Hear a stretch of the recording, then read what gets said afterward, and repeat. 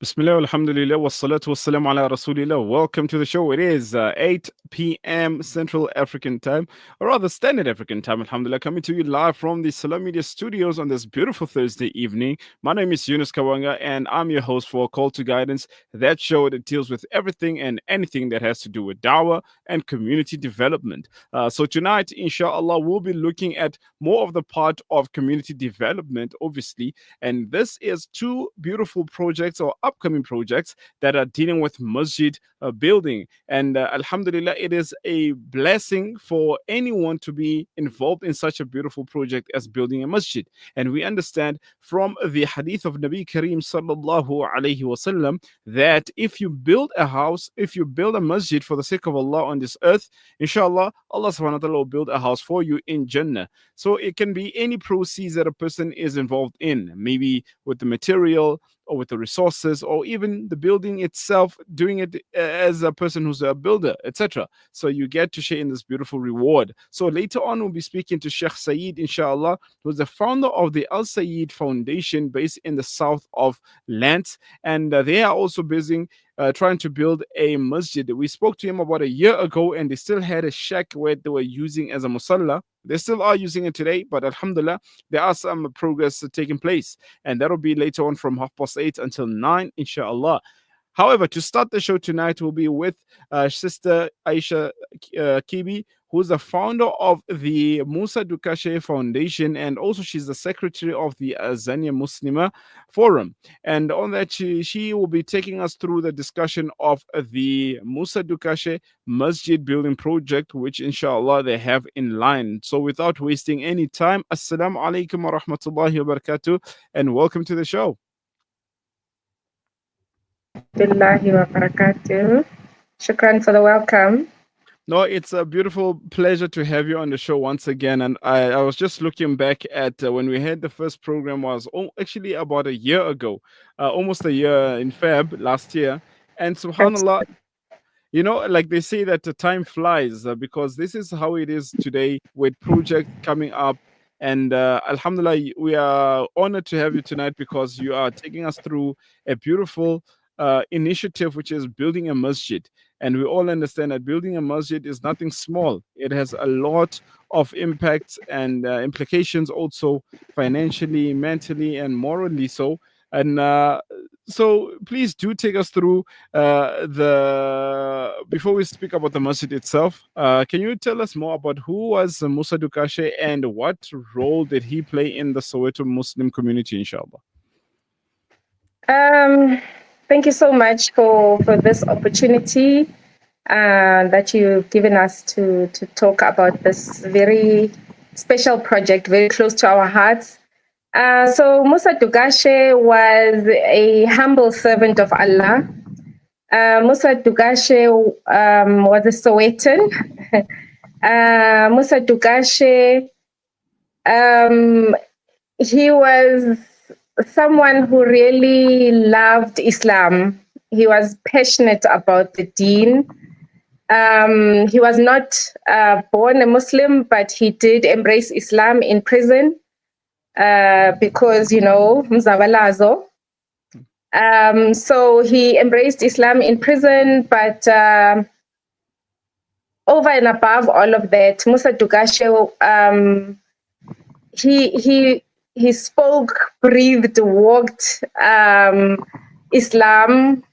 He was someone who was always trying to show people, especially those who were not Muslim, trying to show them the light, trying to always encourage them to get to know more about why they are on this earth and more about their creator. No, 100%. I think again, when we look at such individuals who, Alhamdulillah, embrace Islam in the prison. The one time I had a discussion with Ubab Jobe also on the same aspect of the impact of a person who's in prison and how Islam becomes a safe haven for those people. And we see how many of them actually came out, and I have a personal friend of mine who came out, went to madrasa, then became a Moulana today. He's a public figure. He is a community builder, like we speak about Moosa Dukashe, rahimahullah. In terms of the work that the people for the Deen is just amazing. And again, we always think negatively, obviously, when you hear that a person was incarcerated, but we don't look at what the person has to give. Now, in terms of more on that, can you share your relationship with Sheikh Moosa Dukashe and the inspiration behind starting this beautiful project as a sadaqah tujariyah for him? Sure. So he was actually my stepfather. I am Muslim today because of him coming into my mom's life. And of course, my mom and I embraced Islam because he brought that beautiful religion into our lives. So he was my stepdad. I've known him since I was in standard 4 or 5. So yeah, so he's someone who was very strict, especially when it comes to issues of deen, because this day and age raising a female child can be quite a challenge. So he didn't take that very lightly. So he was extremely, extremely strict. And I'm actually quite grateful for that now that I'm a mother myself, I'm a parent. So the reason why this project came about is because his wish was to one day build a masjid himself. One day to have a masjid.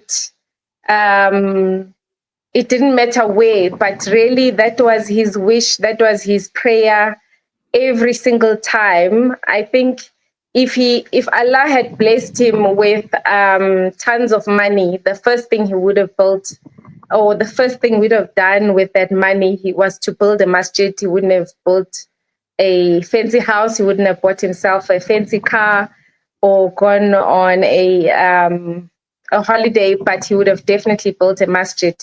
So because he always verbalized his wish, he always made dua that Allah grants him that opportunity to build a house for him. Unfortunately, he did pass away 2 years ago. So when I sold my business and I got a little bit of money, it just made sense for me to take that money and put it towards building a masjid as a sadaqah jariyah for him. Subhanallah. As I'm sitting, I'm just thinking that is there any better gift that we can give to our parents rather than building something on their behalf? Maybe a masjid or a water well or something that people are going to benefit from for a long time. And at the same time, so it so happens that even the people who have passed in our lives, our parents, would also be benefiting from the rewards or thereof. And beautifully so, the masjid will be the pinnacle of all the rewards and the blessings that we can ask for. Subhanallah. And may Allah subhanahu wa ta'ala make it a possibility that the project does get completed and becomes a success, inshallah. I mean. Now, in terms of, I see here you mentioned that in terms of his history and implication, or rather influence in the Soweto Muslim community. But now the Masjid project is taking place in Kwamhlanga. So if you can just take us through what motivated now the decision to construct the Masjid at this specific area, inshallah. I lived in Kwamhlanga for a brief period. And it so happened that while I was living there, I was able to buy a piece of land. So that piece of land really, I don't think I knew exactly what to do with it, but I knew I wanted land. We're all about land, owning land. So I've had that piece of land, I think it was since 2018 or 19. And it just stayed there. It was not developed. There was nothing happening on it. And then, of course, in 2022, he passed away. And then last year when I got a little bit of money, and then it just all came together so nicely. Then I thought, okay, there's land, and he wanted to build a masjid. What better place? But over and above that, the Guamshanga actually has a very special place in my heart. As I've already mentioned, I did live there for a little bit. But over and above that, the sisters that I came into contact with while I lived there, they've always had a special place in my heart. A majority of the sisters that live in Kwamhlanga came into Islam through their husbands. The husbands own businesses there, mostly Pakistanis or Bengalis. And of course, they then embraced Islam because they got married to these men. You know, when you come from a Christian background, I think a lot of us, especially women, will relate that in the Christian community there are a lot of programs geared towards uplifting the youth and women, even men, you know. So in that little Muslim community there was no such. And it always bothered me that these ladies just came into Islam and it's so boring. There's nothing happening. There's no madrasa. There are no programs really geared towards getting them to know more, to learn more, to fall in love with this beautiful deen of ours. So it was always a humble wish of mine that I would one day go back and have some kind of project. I never for one second thought that it would involve a masjid, but subhanallah, here we are now, and I'm actually quite I'm honored to be able to start something, because we haven't done anything yet, but I can see that there's something positive that's going to come out of this, for the children there, for the women, including the men, you know, because they say when you empower a woman, you empower the whole community. So I smile every time I think about the possibilities. Every time I think about what the potential that exists in Guamshanga. Subhanallah. You know, when we start speaking about the issue of land, I think that's one thing that most of us can come to a conclusion, not rather conclusion, accept that, you know, there is a need for land besides only for building massages, but also personally in terms of getting land to build households, our own places that we can be empowered, inshallah, and make dua that we do get those opportunities and put Amen. up more massages. One other point I remember one person saying a week ago was in terms of the importance of a masjid is that it makes it easier for programs to happen. Like you mentioned that the sisters, they felt that it was a bit boring. They didn't have much going on. And the masjid actually makes it easier for us to run projects, to run workshops, etc. Like last week, we just had the Janaza workshop, and it made it much easier that it was in a masjid setup, and it was Yeah. a place where people were comfortable and didn't worry about maybe it's someone's house, etc. So I think it is very important that Absolutely. we should push such projects like the specific one of the Moosa Dukashe Foundation, as they're trying to build a masjid in the Kwamhlanga region, inshallah ta'ala. So right now, inshallah, we'll take a quick break, and when we return, inshallah, we'll delve through more of the points regarding the essence of this beautiful project and how, inshallah, everyone else can also take part in building a masjid here for the sake of Allah, and also getting a reward of a house in Jannah, inshallah. Let's take a break. Amen. Searching for elite local and international investment and advisory services from an award-winning firm? Look no further than the Belmont Mayer Group, your gateway to unparalleled investment and wealth management. At Belmont Mayer, we believe in the art of wealth creation, a meticulous process fueled by our unwavering commitment to excellence. With a focus on providing elite alternative investments and quality advice, we also pride ourselves on maximizing value for our esteemed investors, as seen through our consistent outperformance. Your financial success is our top priority. Join us at Belmont Mayor and experience the difference firsthand. Ready to embark on a journey of greatness? Contact us today. Reach out to the Belmont Mayor Group on 078 786 1698. Call or WhatsApp or email us at info@belmontmayor.com. Elevate your financial future with Belmont Mayor, where every detail matters. Send food and send kindness to those who have lost their homes and have been plunged into poverty.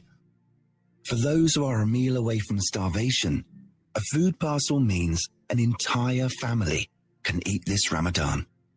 That's the power of food. Donate now to Islamic Relief. You know, it's a wonder how kids get anything done these days. With all the distractions, when do they even get time to study? As a mother, all I can really do is make sure they have all they need to perform at their best. That's why I choose to include Sunfoil, triple refined pure sunflower oil with every meal I make. Naturally cholesterol-free and approved by the Heart and Stroke Foundation as part of a balanced eating plan. So whether I'm cooking, frying or baking, I know every dish will be a wholesome one. Sunfoil, now we're cooking.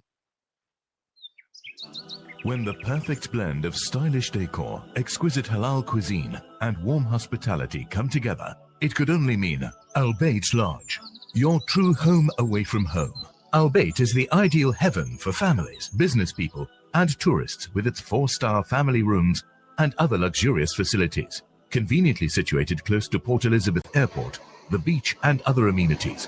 Your stay will be truly unforgettable, as you'll be taking home lasting memories of the warm hospitality, the serenity and tranquility that Al Bayt has to offer. For reservations, call 041 583 6415 or visit www.albaytlodge.co.za.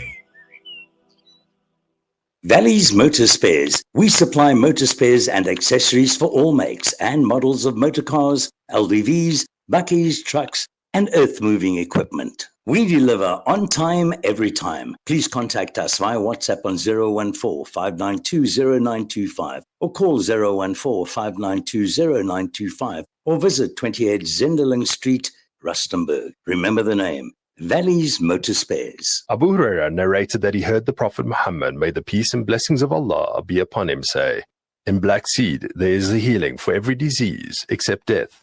This Ramadan, experience the health benefits of this ancient blessed seed by using the Tib Black Seed range. Black seed assists the body to boost immunity, regulate blood sugar levels, reduce inflammation, and act as a potent antioxidant. Experience a holistic approach to health by introducing the Tib Black Seed range into your Ramadan routine. Available in capsules, pure cold-pressed oil, and a vapor rub. Trust Tib Health Sciences for quality black seed products. For more information, visit blackseed.co.za. Available at leading pharmacies. Listen to something fresh. Listen to Salam Media. We are still discussing the Moosa Dukashe Masjid building project, which is taking place in Kwamhlanga. And on this discussion, we are with Sister Ayesha Kibi, who's taking the points straight for us in terms of understanding more on the importance of this beautiful initiative. Now, lastly, we were speaking about how it is very important to have land, first of all, in order for us to have such projects. And other is how important the masjid is in building the community with projects, with workshops, and other events that can take place. Now, we understand that every project that comes up, especially Dini inclined, would face some challenges. Now, if you can take us through what have been the main challenges you've been facing in the course of this project thus far. Okay. Incidentally, Moosa Dukashe, may Allah be pleased with him, he owned a shop in Orlando East. It was a fish and chips shop and, regular township stuff. And he had what is the word? The wish that it be converted into a masjid. And he faced such upheavals with the community. I remember the lady next door to the masjid was a Sangoma. And I remember she was the ringleader of everyone who was opposed to building a masjid there. Them saying that if we build a masjid there, then where will they buy their groceries or amagwinya from? Because they used to make the best amagwinya and the crispiest slab chips. So he had those challenges to go through. So it just so happened that with that land in Kwamhlanga, initially the land that I bought was right next to, was sort of on the land next to where a high school was meant to be built, right? So then we were moved from there and we were put, we were given another piece of land, obviously, which was vacant, a street away from there. Incidentally, that street where they've now put us, they call it a church street because there's about 10 churches on that small stretch of road. So the masjid is there now in that street. So Alhamdulillah, we didn't lose the land, but the community was up in arms. They didn't, at first they didn't even know, they were not aware that the plan was to build a masjid. Because initially, so the place where the masjid is being built, there are no soccer grounds, there's nothing for kids, right?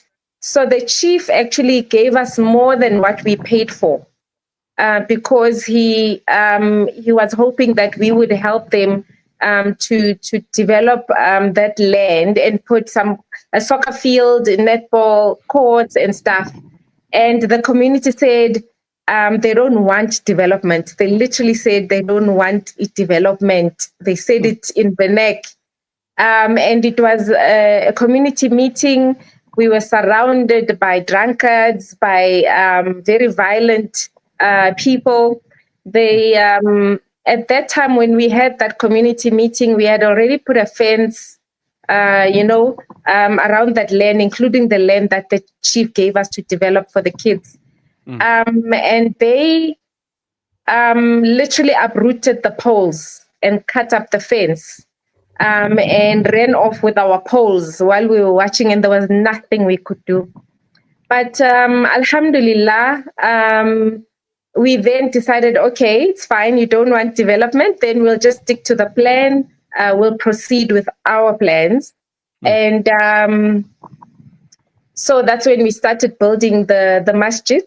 The masjid currently, as we speak, it's at roof level. We're trying to raise funds to put the roof, etc.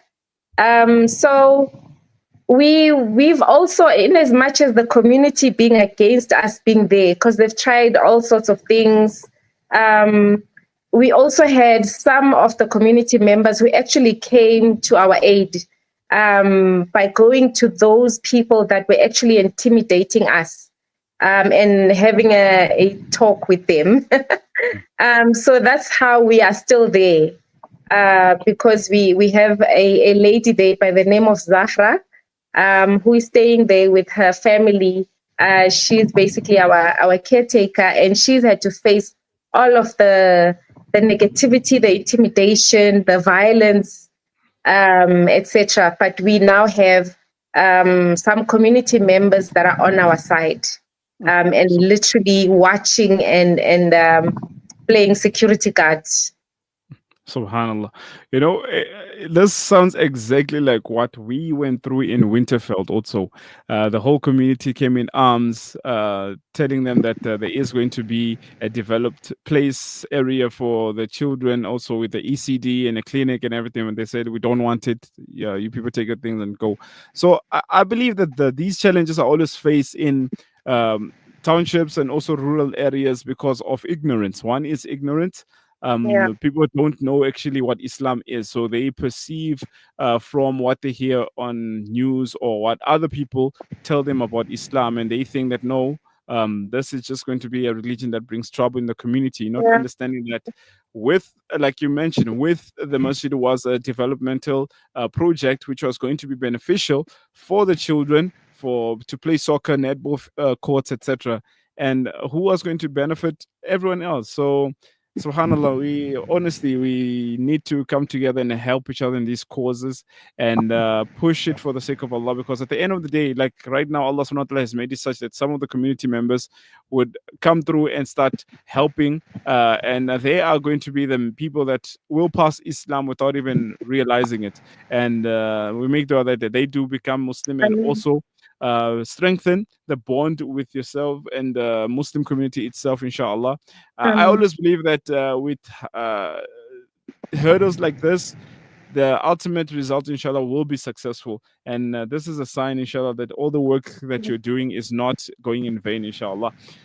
So now, in terms of the current affairs of the masjid itself, how far have you come, and what is there which still needs to be done, inshallah, in the construction? So far we have a smaller nyana house. That's where the caretaker is staying with the children, and then we have the masjid building itself. Like I mentioned a moment ago, we're up to roof level. So one of the challenges we've also faced is finances, because I'm building from my salary and also alhamdulillah, some of my friends have been so encouraging. They've also been contributing financially, so that's where we are currently.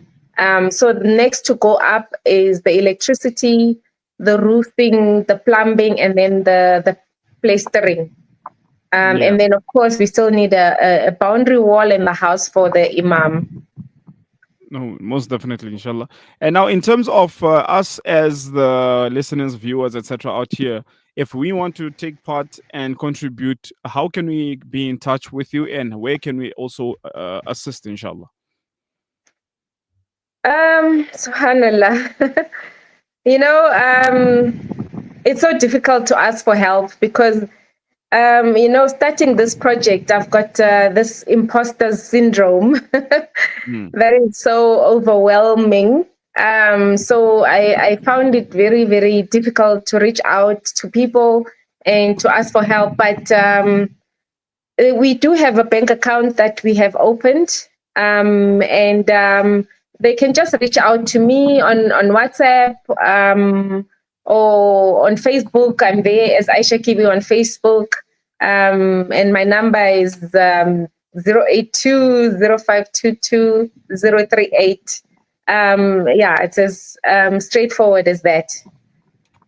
All right. Now, inshallah, we'll try and display the number on the screen also, so that those who didn't get that can actually, inshallah, catch that. So the number is 082 0522 038.